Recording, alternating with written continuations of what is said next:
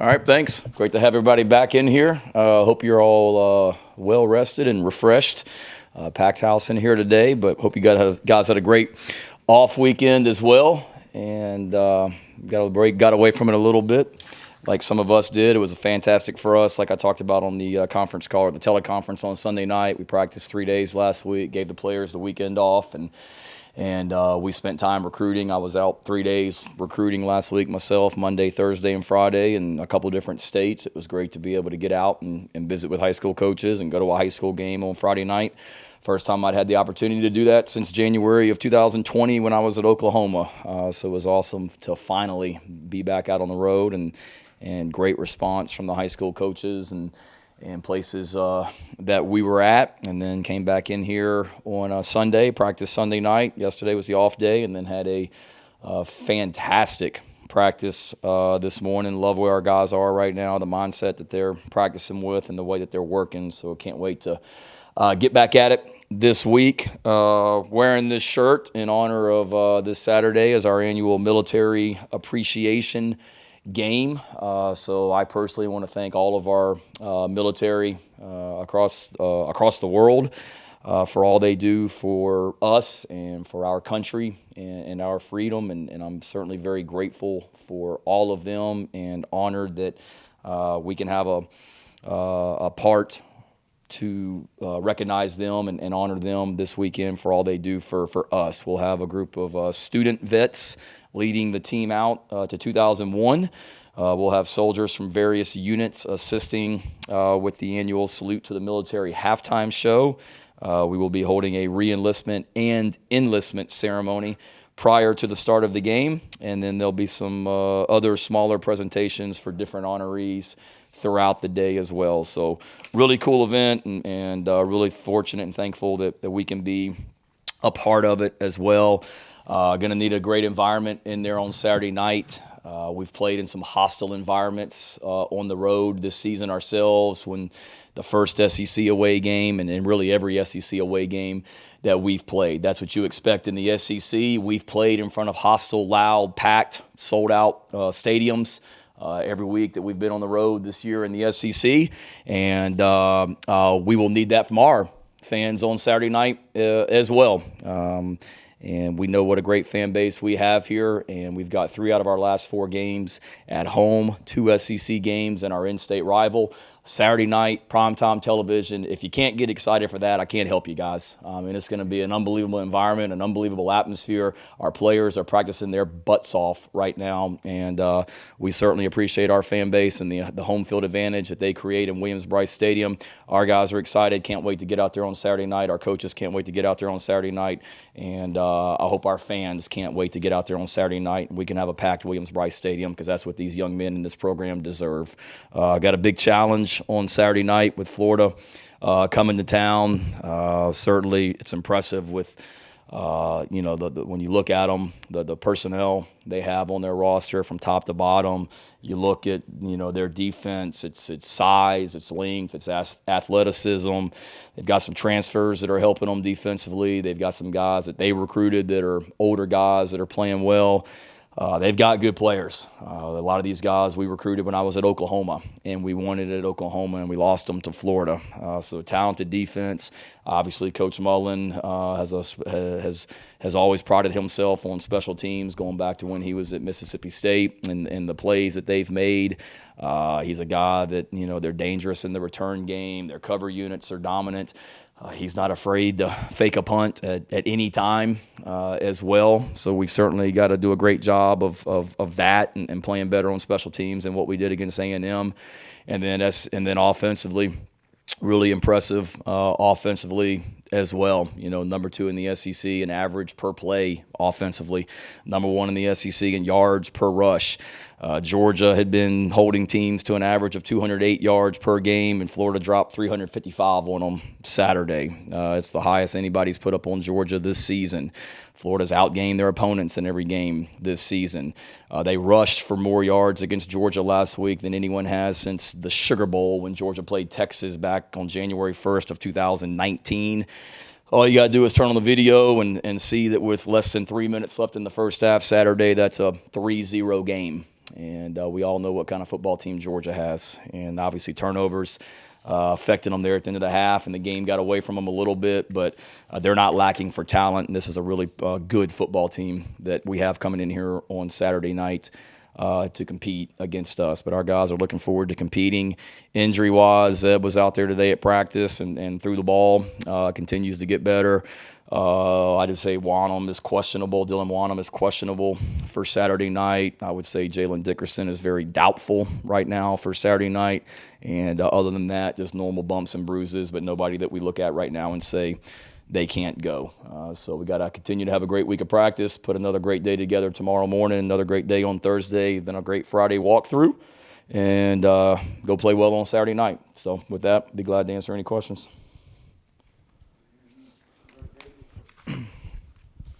How's it going, Shane? Just what with Zeb and Jason, I know it's kind of the popular topic, but just what does Zeb have to do, I guess, tomorrow to show you that he's full go ready to start on Saturday? Yeah, be able to, he and Jason both, and Colton and Connor, all the quarterbacks, they need to practice well and compete and show that they're the best person for the job on Saturday night. And then from just a health standpoint with Zeb, I think the biggest thing is just the mobility. He can sit in the pocket and throw. He could do that today. He did that today.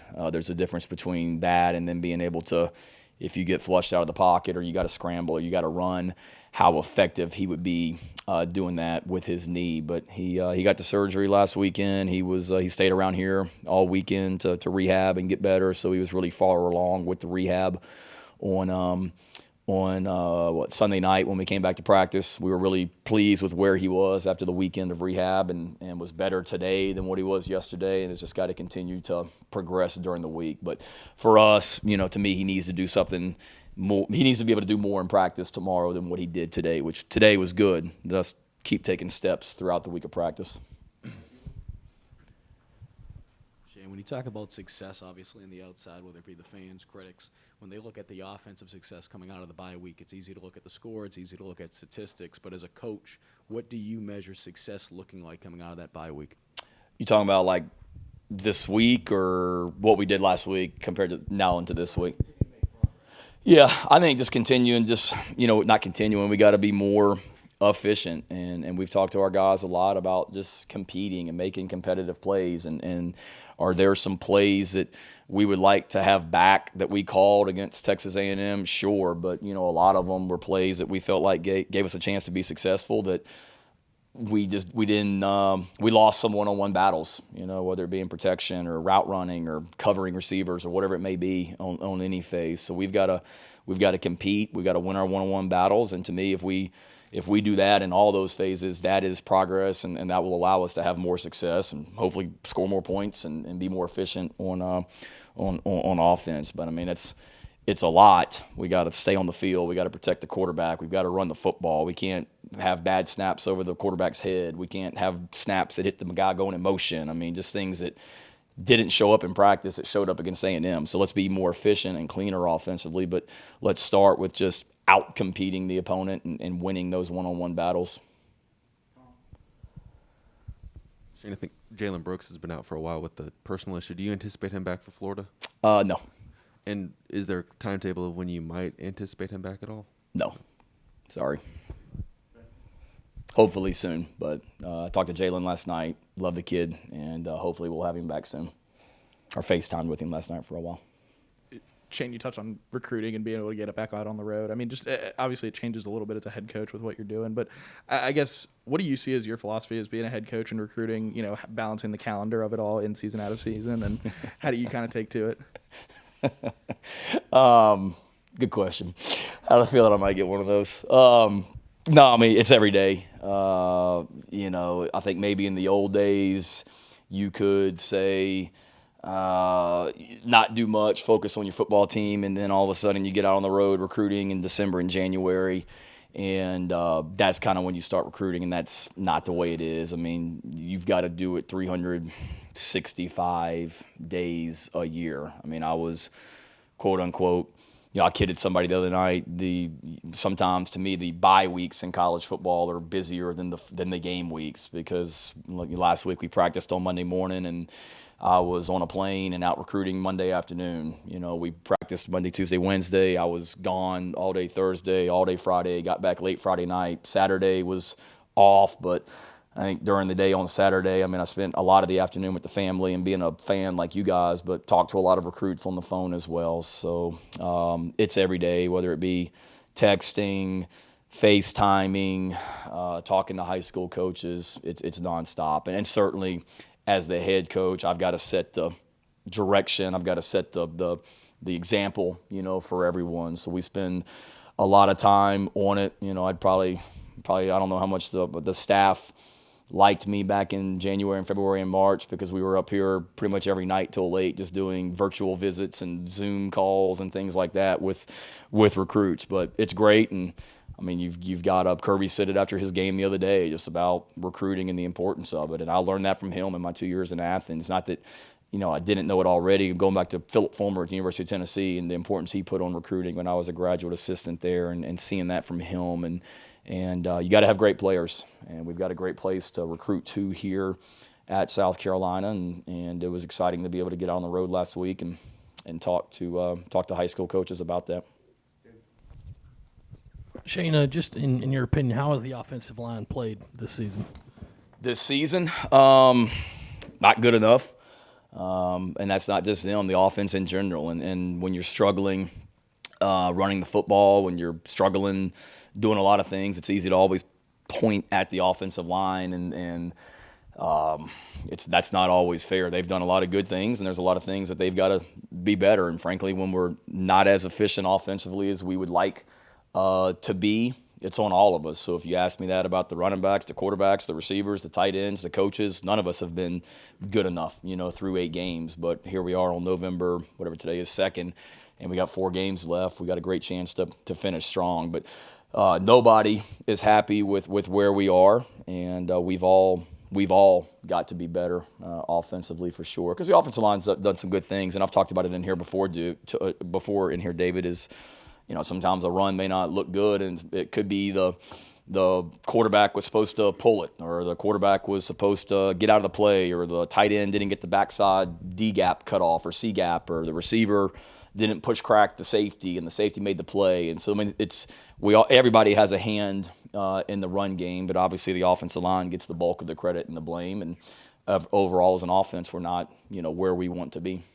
And you hear that phrase, after 8 games, you are what you are. But in the next 4 games, is there something that you can do that would cause a drastic change to make it better in terms of scheme or just better players, anything like that you can do? No, I think we just continue to try and get better, and it was nowhere near good enough against Texas A&M. You guys know it, and I know that. But it's also sometimes there's an old expression that things are never as good as they seem, never as bad as they seem. They're somewhere in between, and we were not good enough against Texas A&M. But then you also see some things where you realize it's not as terrible as maybe it looked for 4 quarters. And I know that's hard to say based on what you look at statistically. I get it. But I see how we practice. I see the things that our guys do in practice. I see us getting better. And to me, I think it goes back to just, Mike's question. For us to get better, we got to execute and compete better and win those one-on-one battles. And we've done a lot, not change practice, but we've tried to do a little bit more in practice of just competitive drills, first defense versus first offense, put the ball down and let's go. And we've had a little bit more of that in practice last week. The players loved it. We did more of that today, and we'll continue to as well, because that's how I know to get better, is just put your head down and go to work. And I see what we do in practice during the week, and I realize that we got a lot of guys that are making progress, and got to keep coaching them. Shane, about the offensive inconsistency, how much has the quarterback injuries led to some of that? Because, Zeb goes through practice 1 week and then he's out, and then Luke takes over and then he's out. Has that led to some inconsistency? Yeah, it certainly hasn't helped. I was out recruiting last week and was on our school plane with our fantastic athletic department pilot, Larry Evans, and was kidding with Larry that it's not a good thing when you get on the plane and your starting quarterback and your backup quarterback have both been on that plane that week going somewhere to get surgeries. That's never good. That's not ideal as a coach, but certainly it doesn't help. I mean, you got to have a quarterback, period. I mean, if you look at the great offenses across high school football, college football, the NFL, pretty common denominator is they've all got really good quarterback play. So you got to have a quarterback, and then you got to be able to keep them healthy. And we have quarterbacks. We haven't been able to keep them healthy. So certainly it doesn't help, but that's not an excuse. I mean, whoever's in there, you got to be able to go in there and operate and be efficient. And we got to help them as coaches and allowing them to be efficient, the quarterback and then the guys around them. But certainly it's not ideal when you had multiple quarterbacks and potentially, depending on Zeb's situation, potentially starting your third quarterback of the season this week, two of which were not even here, last year for the football team. So it's not ideal, but everybody's got problems and struggles and adversity, and we all gotta elevate ourselves, our game around whoever's in there playing quarterback as well. It's even more onus on the offensive line and the rest, the tight ends, the quarterbacks, the tight ends, the receivers, the running backs, the coaches, the defense, the special teams. When somebody goes down, everybody's got to elevate their game.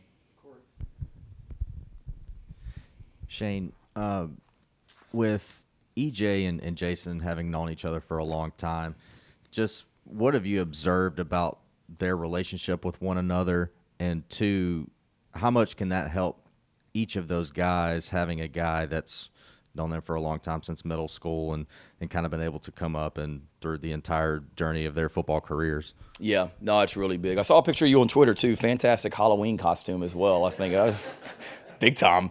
I think it's really good. I know it is. I mean, those two are like attached at the hip, and you really don't hardly see one without the other. And they're great young men first and foremost.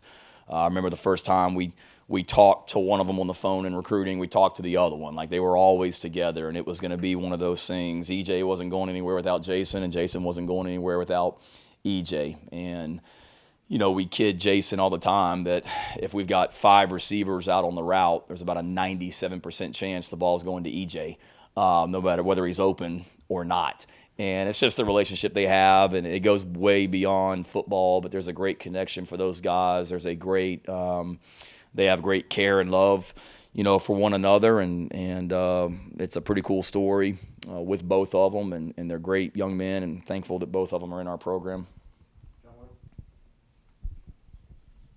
Going back a little bit, can you describe what Sunday and Monday were like last week for you guys when it comes to the self-scouting process? Like, what kind of things happen? What kind of games do y'all break down? Who's doing what? Just kind of break that down for me. What Sunday and Monday kind of look like? Yeah, Sunday we played Saturday night, got back super late Sunday, so Sunday was really just back in the office mid-morning. I think we got back at 3 or 4 in the morning, something like that, and we were back in here 4 or 5 hours later as coaches reviewing the game. Players came in, we reviewed the Texas A&M game and met as a staff, and then starting on Monday morning, self-scout wise, it probably wasn't that much out of the ordinary from what any school does. I would say every school in the country, when they have an off week or an open week, they self-scout themselves. We do it anyway during the season, every game, just to make sure that we don't have any tendencies that are popping up. But when you have an off week this late, you have one more time to do it because it's an off week. But then, two, it's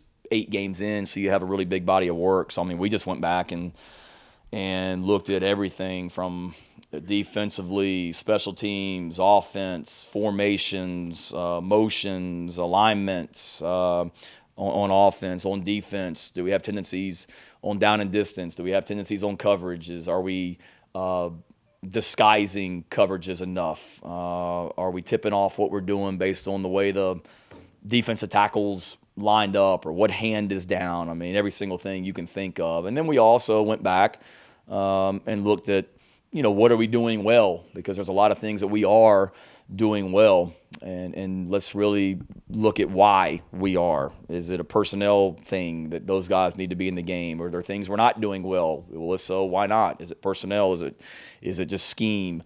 We looked around at other schools, other colleges, who's doing certain things on offense, or there's things that we can take from somebody else that's built like us personnel-wise and schematically. So, I mean, it's a lot. We had Donnie Both, one of our graduate assistants, kind of broke down our receivers like he would break down Florida's receivers this week, like he does for Coach Gray and the defense each week. And do we have tendencies on where Josh Van lines up, or E.J. Jenkins, or do we have a tendency if this receiver's on the ball but this on this play and then he's off the ball? So, I mean, everything that you can think of. I mean, there's still stuff that we're going through. And a lot of it just wasn't anything like eye-opener, like, oh, my God, we're 100% run on 1st and 10. I mean, it's not like that. But you certainly find things that you want to try and break those tendencies, but I don't think it's anything earth-shattering. I mean, we do it all the time, and I would say that other schools, or at least the ones I've been part of, do it as well.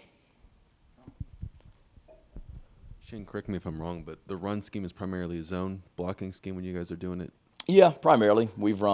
It's been inside zone. We won the East Carolina game running outside zone towards the end. We've run a little bit of gap scheme, meaning like counter plays. We've run a little bit more of that recently. But yeah, primarily inside zone, outside zone, a little bit of counter. And I guess in terms of that with inside zone, outside zone, and then counter, what about this personnel grouping, this group of running backs, offensive line, makes you think that that's the right scheme and maybe tailored more towards your personnel? What about those schemes really tailors itself? I mean, it's things that I don't think, to me, inside zone, outside zone, pretty much everybody in the country runs it. I don't think you necessarily have to have certain personnel to do it. You've got to outside zone specifically with that, to me, is good because you don't have to necessarily have a big, powerful, physical 350-pound offensive line across the board where you just maul people. Outside zone, it's a lot of just getting the guys running, and then the running back, either pressing that ball and keeping it outside, or pressing it and then up cutting and getting vertical, which is what was happening against East Carolina at the end of the game on some of that stuff. Inside zone is good as well. You get movement, and running backs able to press the line of scrimmage and find a crease and hit it. But to answer your question, I think our personnel with our running backs and our offensive line, I mean, we feel confident with the primary schemes that we're running.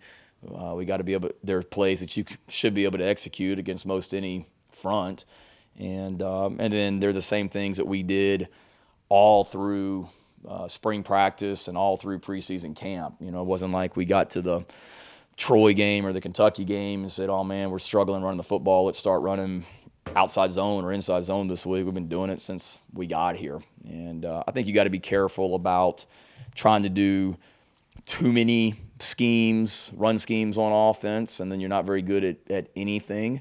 At Georgia, in 2017, obviously we had a great offensive line, had Nick Chubb and Sony Michel and DeAndre Swift and Elijah Holyfield, but we didn't do many different schemes. We basically had the same run scheme every single week and just ran that over and over. So you'd love to be able to do that, but you also got to be multiple enough where you can mix it up also and keep teams off balance. Hey, Shane, speaking of being multiple and going back to the quarterback situation, when you have a quarterback room that's fairly diverse in terms of each guy being good at doing something a little different, when you're kind of plugging and playing different guys at this point in the season, how do you and Marcus kind of toe that line of wanting to keep the offensive scheme consistent and also wanting to tailor little plays here and there for guys that are good at doing different things? Yeah, no, good question. I mean, it's something that we've spent time talking about this week, obviously, and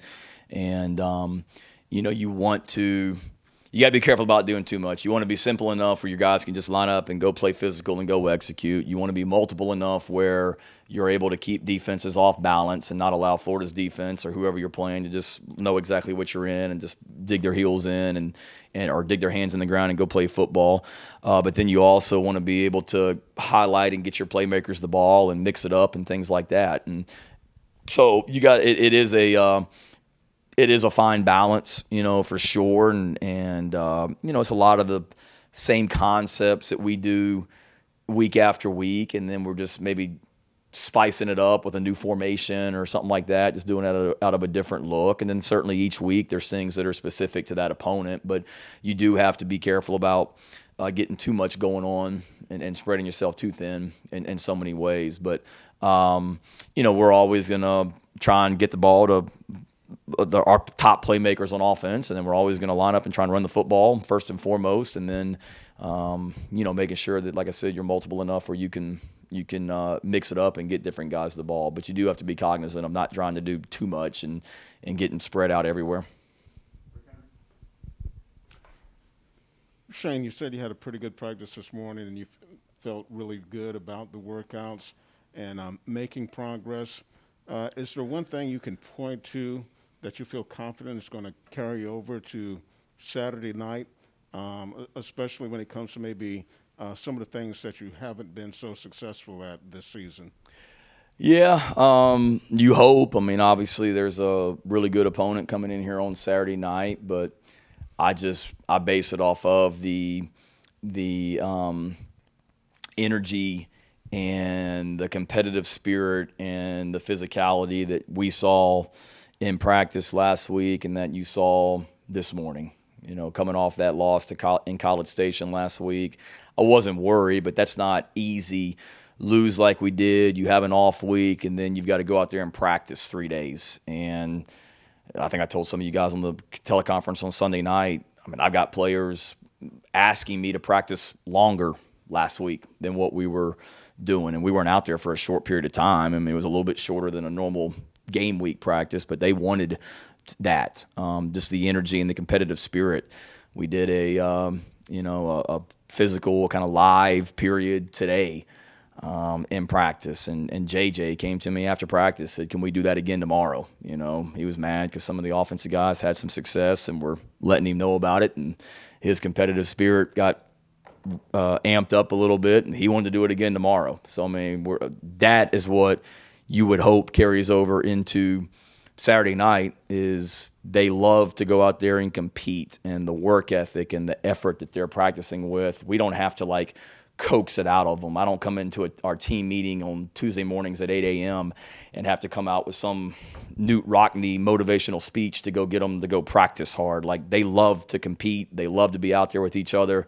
They love to work. They're having fun out there, and you can't ask any more as a coach than that. Well, you can. You got to play better, and we got to coach better. So hopefully we'll do that on Saturday night. But the effort and the physicality and the way they're working has never been in question, and that is what gives you hope going forward and in the short term on Saturday night, beyond any kind of scheme that we may be running Saturday. Shane, I know the depth charts that you send out to us each week, so I have an understanding of who's behind who, but I ask that because, what is either preventing or holding back a guy like E.J. Jenkins from being able to see the field more and being able to just get out there maybe in certain situational packages as well? We've got to get E.J. out there more. I think I talked about it. Hopefully you guys were all tuned in to Carolina Calls a couple weeks ago on Thursday night. It's a great 1-hour radio show. If you're not, I highly recommend it. But I got asked that question, and a lot of it is the way that we do things offensively. Our X receiver, we have an X and a Z receiver and an F. And, the F for us is to carry on Joyner and Amarian Brown. The Z for us is Xavier Leggett and was Jalen Brooks. And then the X is Josh Van and E.J. Jenkins. So a lot of that, on the simple answer, is Josh and E.J. are playing the same position, and you want Josh in there as much as possible, but you want E.J. in there as much as well. And then before anybody says, well, why don't you just be multiple and get E.J. on the field and have him play something else? That's a great point. So we need to do that. And E.J. has continued to improve in practice and has put himself in position to be able to get out there more and more. And we certainly want to have the multiplicity to be able to, have Josh Van and E.J. on the field at the same time, or have DeCarrion and Leggett on the field at the same time. Because it's not like it's super different. If you're the Z, you don't know what the X is doing. I mean, it's the same stuff. It's just different formations and things like that. So to answer your question, part of that is the same position as Josh. Part of that is he's working harder in practice, and part of that too is Josh Van's a pretty spectacular player as well, and you want him out there as much as you can also. I'm a longtime Carolina Calls listener. Thank so you. Appreciate the plug there. You like that, Zach, don't you? With the transfer portal and you guys just monitoring, other players who get in there and trying to look to see who you want to add to the roster. How do you guys manage that? Because obviously there are players getting in it every day, all day, every day. What's sort of your operation behind that? Yeah, we're probably like a lot of schools that with the recruiting departments that you have, they're monitoring it pretty closely. Taylor Edwards and Drew Hickson, our recruiting staff, player personnel department, and aware of who may be going in it as well. And we all have contacts with high school coaches and people as well, where somebody may call and say, hey, Hale's going in the portal here this afternoon, just a heads up and things like that. So, you're constantly hearing information, but we're so focused. We're recruiting, don't get me wrong, but we're so focused on game planning each day. It's not like we as coaches just sit there and monitor the portal, all day long, because there are so many guys going in there throughout the day. But for us, it's Taylor and Drew. They're monitoring it. They're aware of who's in there and who's going in there and where they're from and things like that, and just kind of keeping an eye on that also. Shane, Jeopardy's on during Carolina Calls, so Come on, Pete. But I wanted to ask about Record it. Election Day and the day off. You guys got a waiver, I assume, to practice. What's going to be your policy going forward? Is a waiver the way you want to go with this, or will you specifically have time for the guys who want to go vote to go vote? Yeah, no, we talked about it as a team, and this was the direction that we went. We had part of our team meeting on Sunday was kind of a guest speaker on voting rights and history of elections across the United States and in South Carolina, the voting process, how it works, what you need to do to be able to vote. And we made it very, clear to our guys that we wanted to help that process in any way. Our team meeting this morning started at 8 a.m., so they had the ability, if they wanted to go vote before then, they could. And then we made it clear to them, the guys that wanted to go vote or are going to vote, that we wanted to help facilitate that as best as we could. So going forward, I don't know. I'm all for whatever. And I know we got a waiver, and I'll be honest with you, it wasn't a whole lot of time. It was, we're either going to practice on Monday or Tuesday. We're trying to get a waiver so we can practice on Tuesday. We got the waiver, and part of that waiver was doing the presentation that we did on Sunday in the team meeting as well. But like I told our players after the team meeting, that go vote. We want you to vote, and that is your right, and that's what makes this country great. And take advantage of that opportunity, and by no means are we keeping you from voting, even though we practice tomorrow morning. We want to make that readily available and possible for the guys that wanted to go do it, for sure. Good. All right. Thank y'all. Have a good week.